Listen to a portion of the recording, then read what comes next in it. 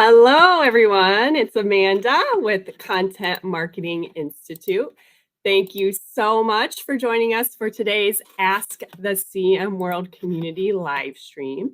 You can find us here pretty much every Monday at noon. We've taken the last couple Mondays off, but we're back here.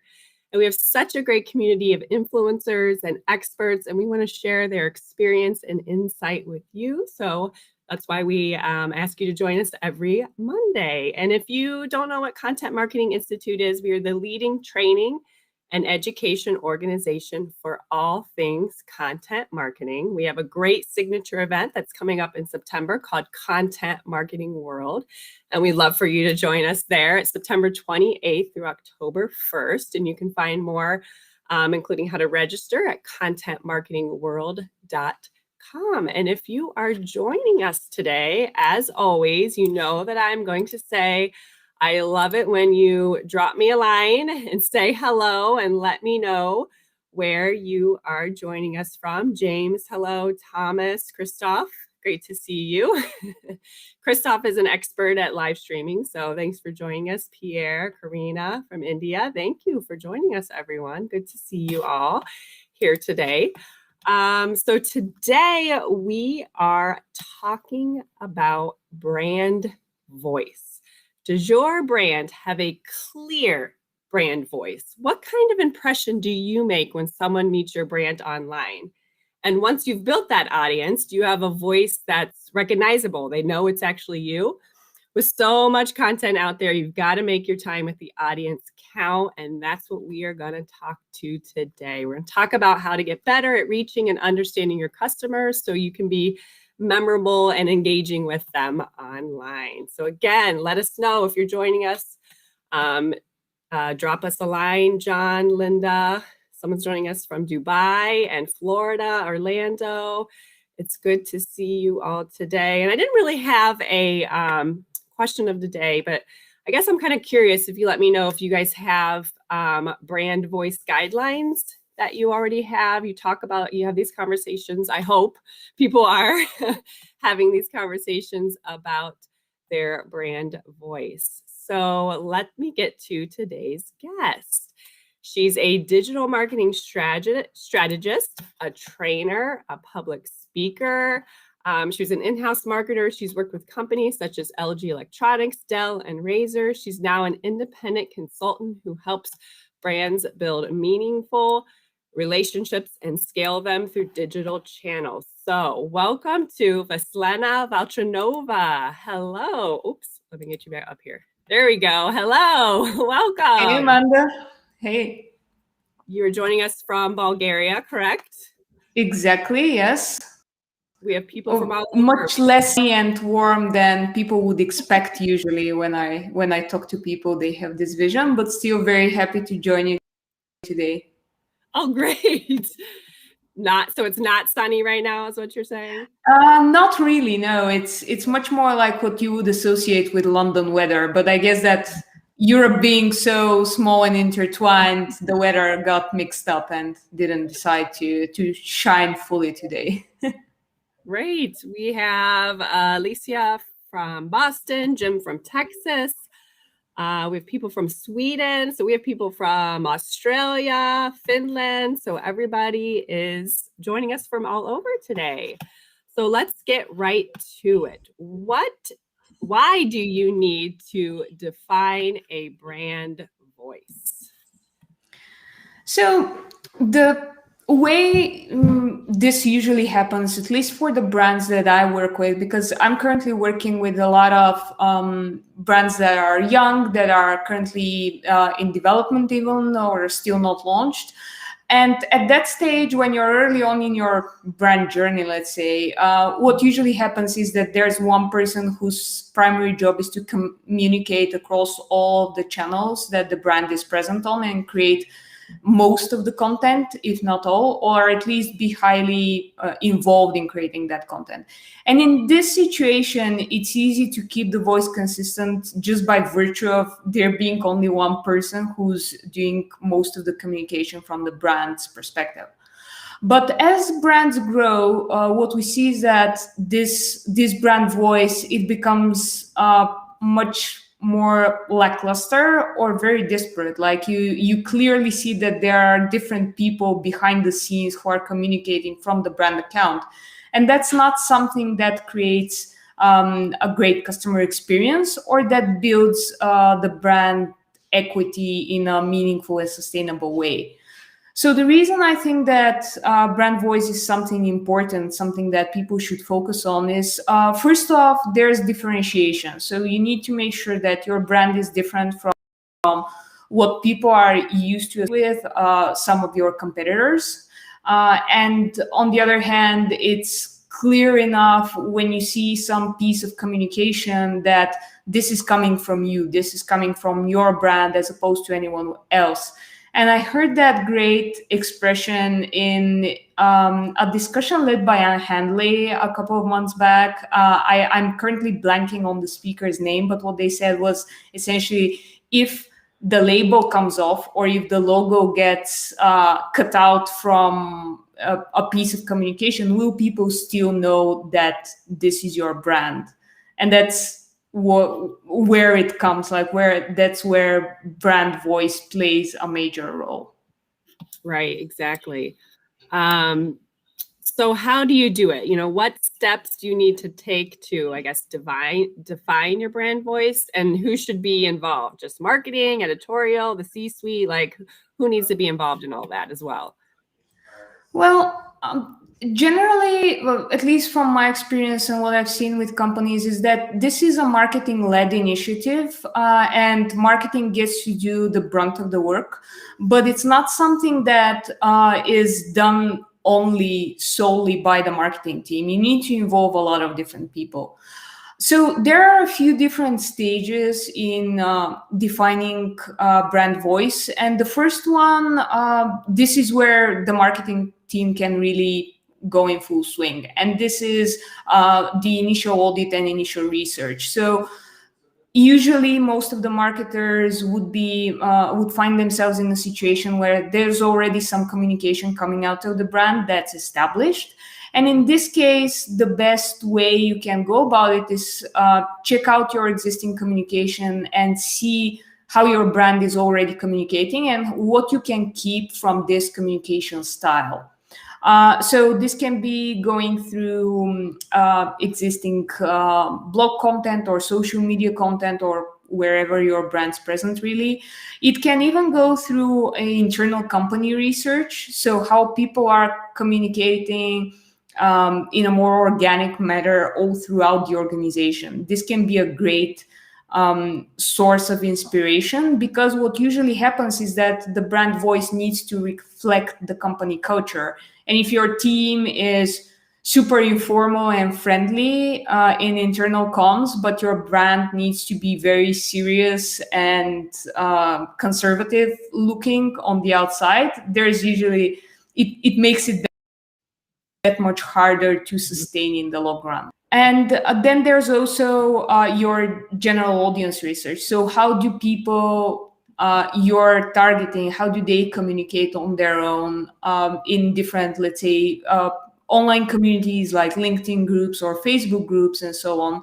How do they talk amongst themselves? What jargon they use? What's the language style? So what we're trying to do here is to understand our audience and make sure that we fit in the best way possible. You think, yeah. I was going to say, do you think a lot of people actually take that time to really listen? Like, what kind of jargon are they using? What kind of, I'm wondering if like bigger brands really take that time to do that. Well, I do feel that brands that are doing brand voice right, they do take the time to do that. Obviously not everyone has the time to do that, and this is not something that keeps happening all throughout the life of an organization. Usually whenever you first decide to focus on defining a specific brand voice and to focus on that aspect of your brand, you will go through this research in more depth, and from then on you do a refresh of that, and you need to do some additional research on that front on a in a cyclical manner, so to say. So in a regular period of time, but it's not something that you need to keep dedicating time to on a daily basis. And I feel that as long as you can, as long as you're willing to focus on brand voice and on that side of brand development, you really need to do your homework, as it were. Yeah. So is there a difference between like a brand voice and the tone? I think you kind of touched on this, but Yes. So the way you can think about it is that a brand voice is much closer to your overall personality as a brand. So this is your general style of communication, your general look at the world, even, or even sometimes like the brand voice would be very tightly connected to the brand values that you have as a company, as a business, as a whole. While tone of voice, that's an element that's more malleable, that can change depending on a different situation. So the easiest example I can give,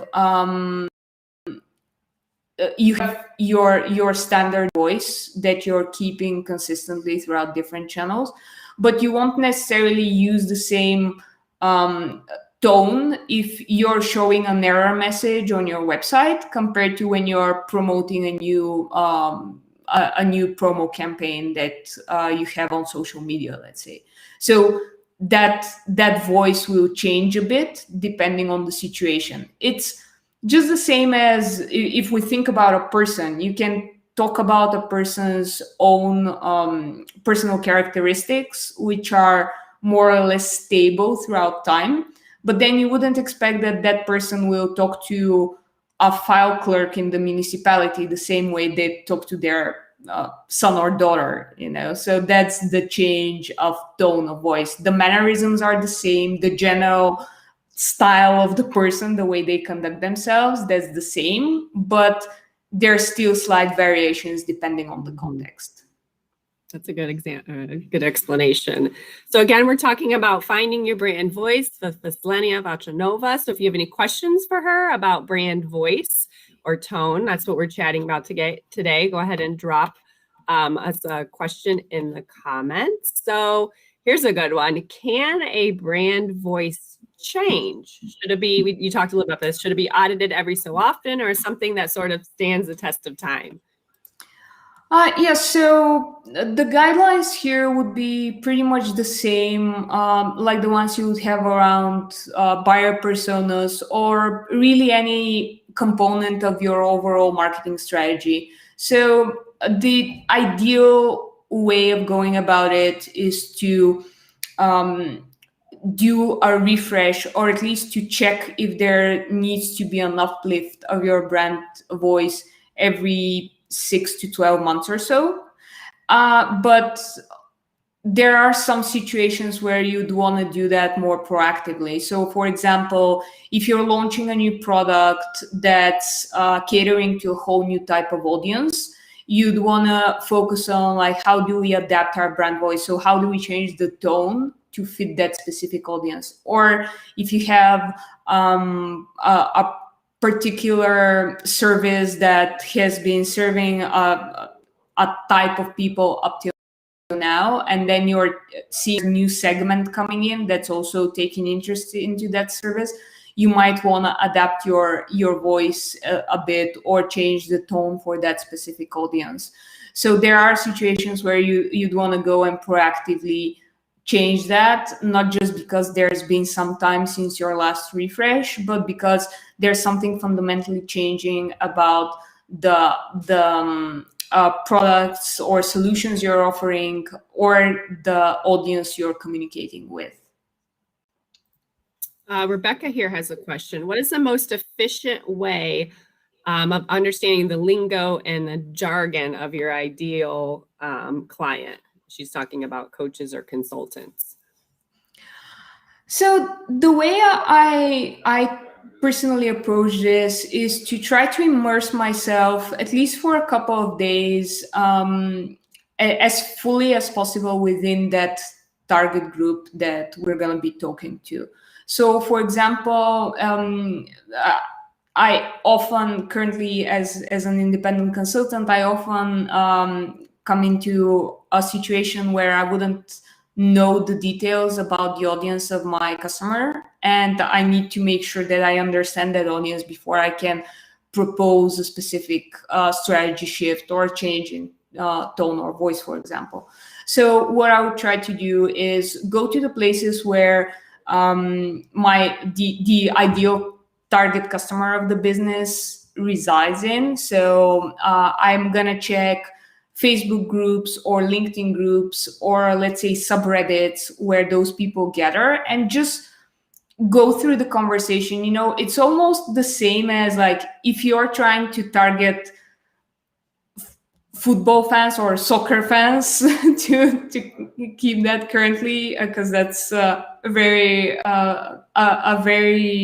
specific thing that we're currently having with the current soccer tournaments.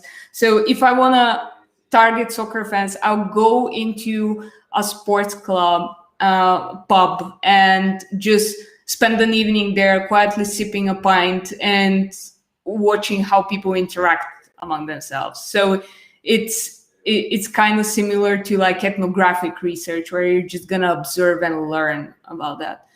Then the other place where I find a lot of valuable information is if I know what media, what specific websites or blogs or even like traditional media like print publications or TV stations the ideal customer is following. I'm gonna spend the day reading or listening or watching those shows and try to understand like what's the appeal there, what's the style of communication there. So you're gonna get these little bits and pieces by trying to act as much as possible as your ideal customer, so to say. Yeah, I was going to say, going to the pub to get a pint, that sounds like a great way to work. A great way. I'm on board for that one.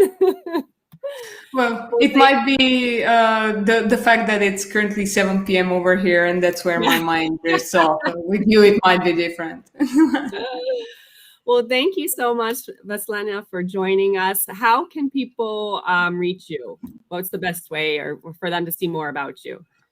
So the best way would be to check out my website. It's my family name, so Valchanova, which is VALCHANOVA.me. Yeah, we see that currently on the screen. Thank you for that. That will make it much more easy.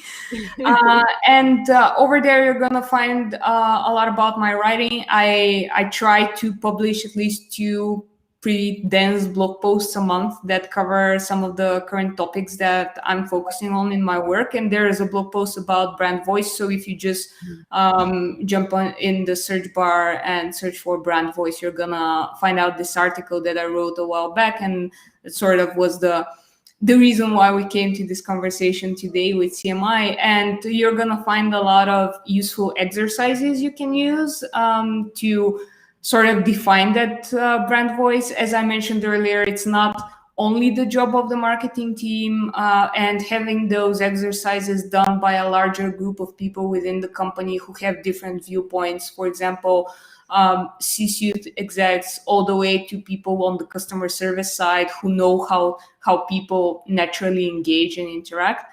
That can be a very useful way to define brand voice and to make sure you codify that in a way that's going to be actionable in the long run. Great. Yeah, I heard you have a great, template on your website. So go check it out. The link here is below. Thank you again so much for joining us. Thank you for everyone who left their comments, said hello, asked their questions. And as always, we will see you back here next Monday at noon. Until then, we will see you. Goodbye, Vasi. Bye.